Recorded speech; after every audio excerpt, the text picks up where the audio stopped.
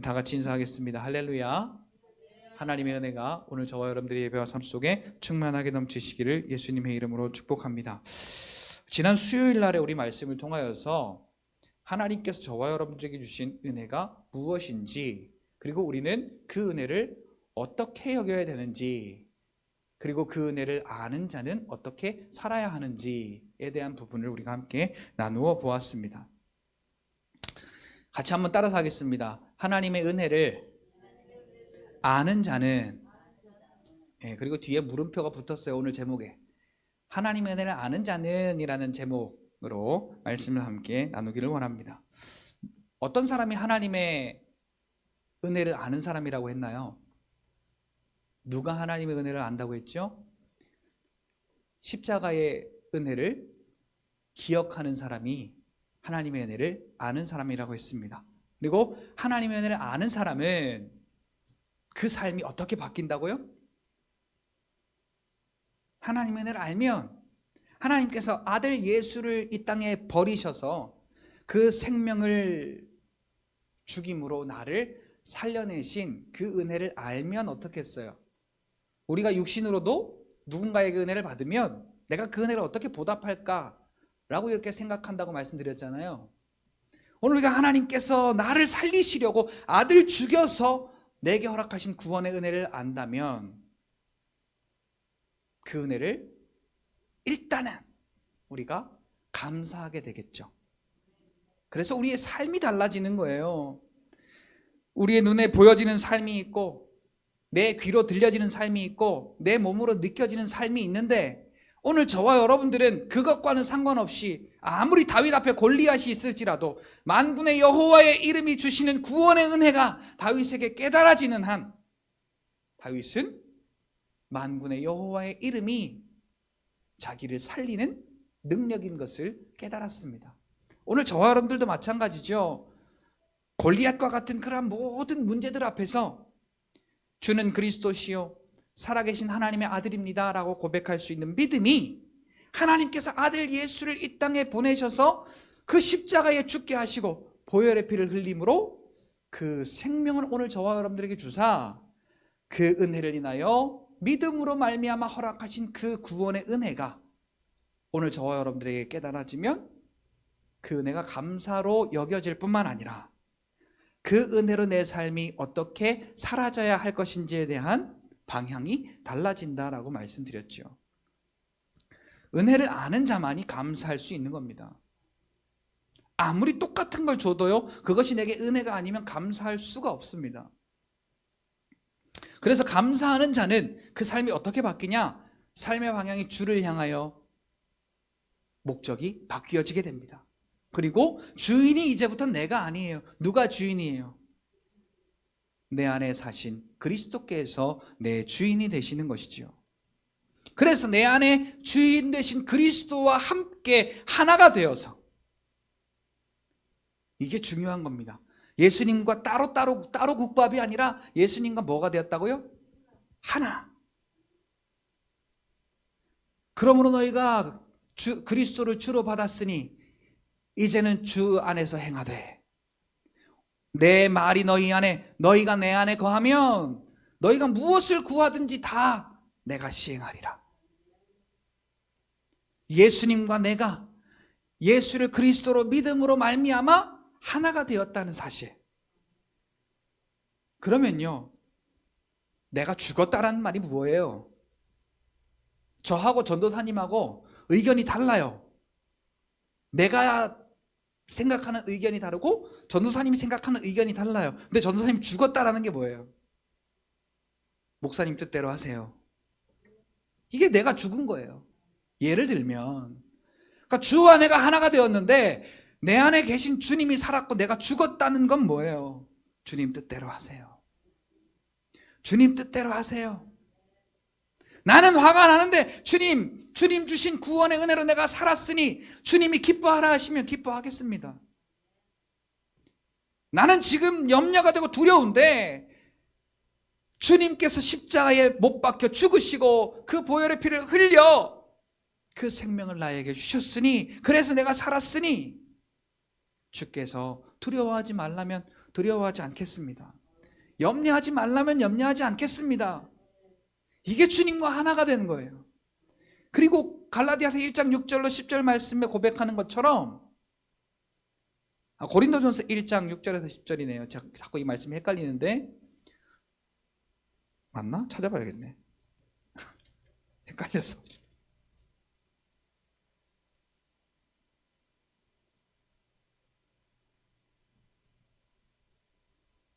갈라디아서는 아니네요. 고린도전서인가 보다.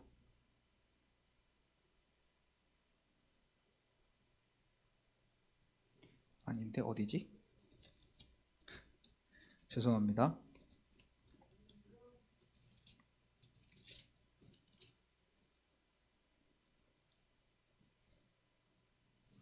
한나 이거 찾아봐라. 어딘지 갑자기 생각이 안 나네. 우리의 말이, 우리는 그리스도와 같은 열매를 맺어야 된다고요. 내 말이, 내 생각이, 내 행동이, 내 삶이 그리스도와 같은 열매를 맺어야 된다. 이게 고린도 후서인가 어딘가 갑자기 기억이 안 나네. 자, 그리스도와 하나가 되어서 우리가 구원받은 그 은혜를 알고 감사하는 자의 삶은 예수께로 방향이 정하여져서 우리의 삶이 예수님을 닮아가는 삶이 되는 것을 의미합니다. 자, 여러분, 예수를 그리스도로 믿으시죠? 구원 받으셨죠? 그런데 우리의 삶에 감사가 되지 못하는 일들이, 기뻐할 수 없는 일들이 얼마나 많아요. 자, 이때에 여러분 감사할 수 있으시기를 축복합니다. 기뻐할 수 있으시기를 축복합니다.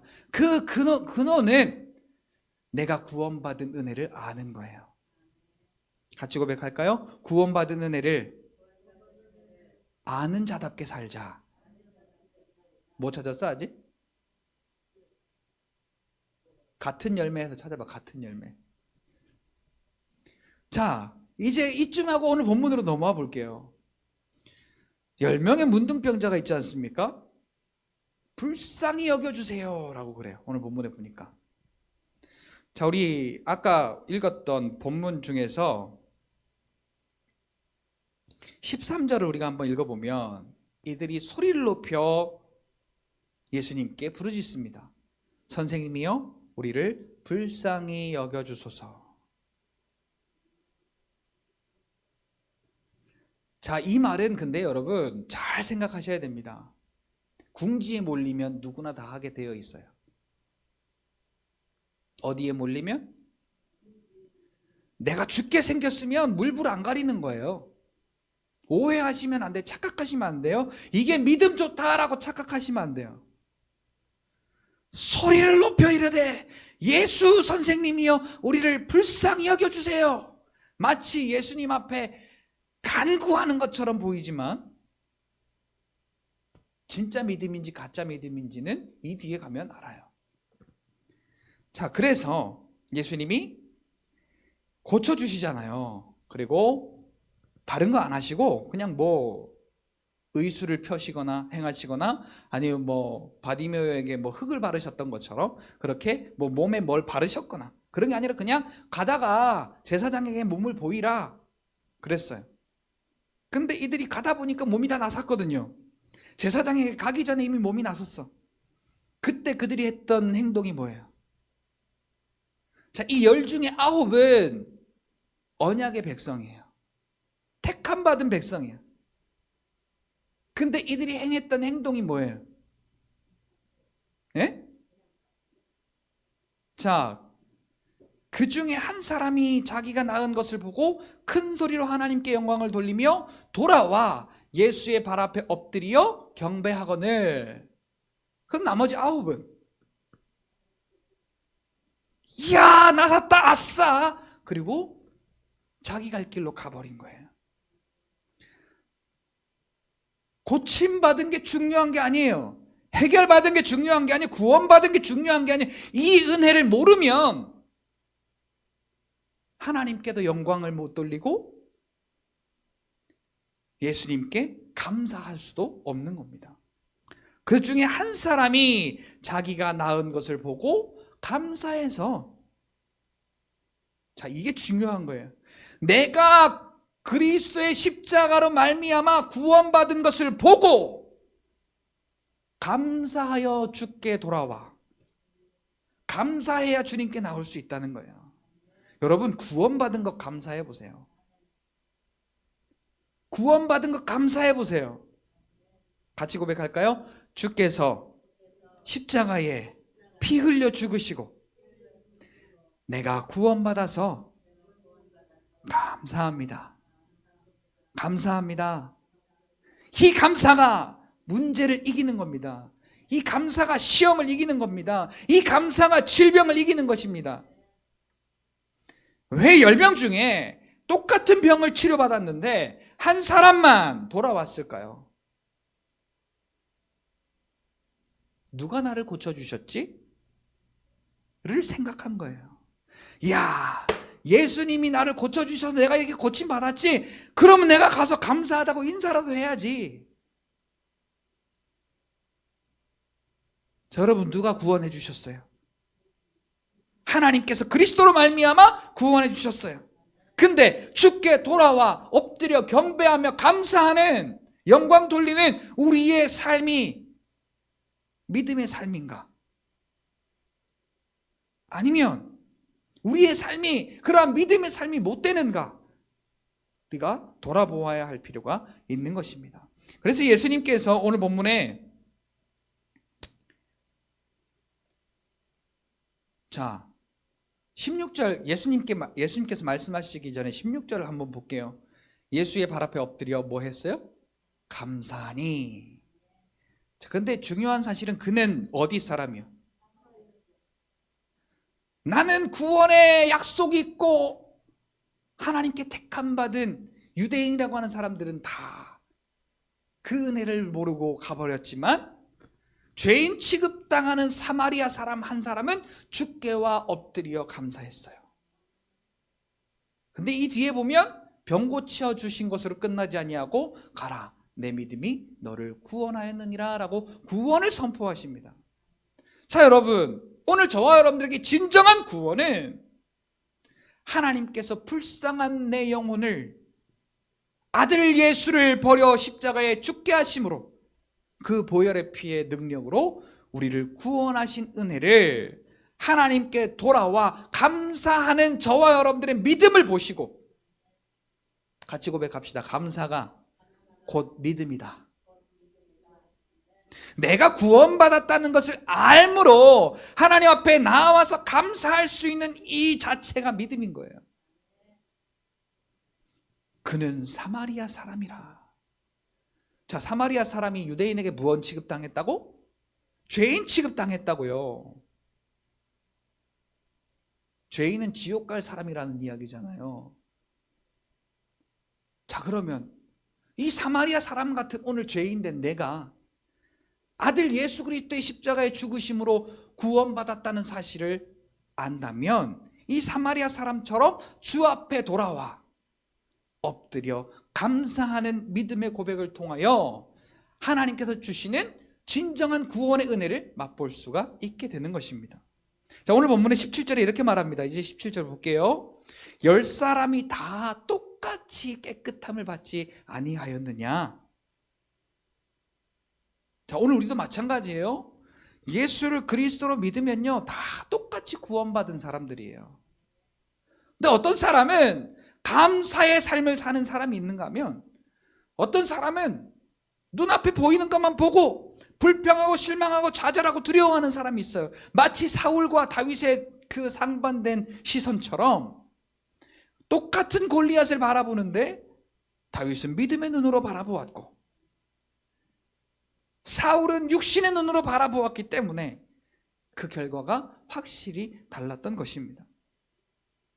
10명 중에 9은 육신의 눈으로 자기의 몸이 나은 것을 보고 그냥 그것이 좋아서 구원받은 은혜를 까마득하게 잃어버리고 자기 갈 길을 갔지만 모두 다 손가락질하는 죄인 취급받던 이 사마리아 사람 한 사람만이 구원받은 은혜를 알고 돌아와 주님께 엎드려 감사하는 믿음의 고백을 통해 오늘 본문의 마지막 절 가운데 이렇게 고백하지요. 이방인 외에는 하나님께 영광을 돌리러 온 자가 없느냐 하시고, 구원받은 은혜로 하나님 앞에 감사하는 것이 하나님께 영광을 돌리는 것이다. 같이 고백합시다. 하나님, 아들 버려 나를 살려주셔서 감사합니다. 이 고백이 하나님께 드리는 영광의 고백이라고요.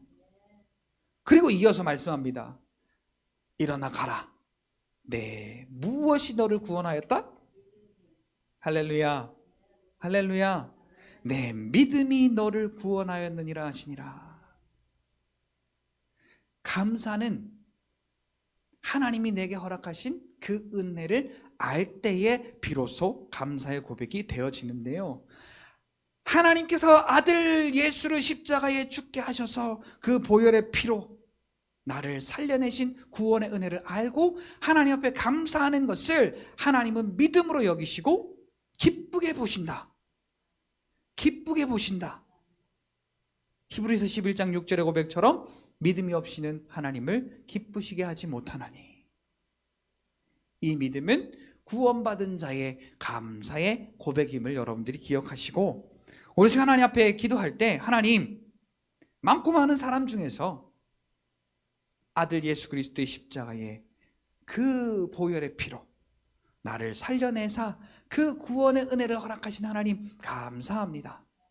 하나님, 그 감사로 주께 내 모든 삶을 맡기고 믿음으로 나아갈 때 하나님께서 내 삶을 인도하시고 하나님 나라의 복을 경험하는 구원받은 자의 삶이 될 수 있도록 도와달라고.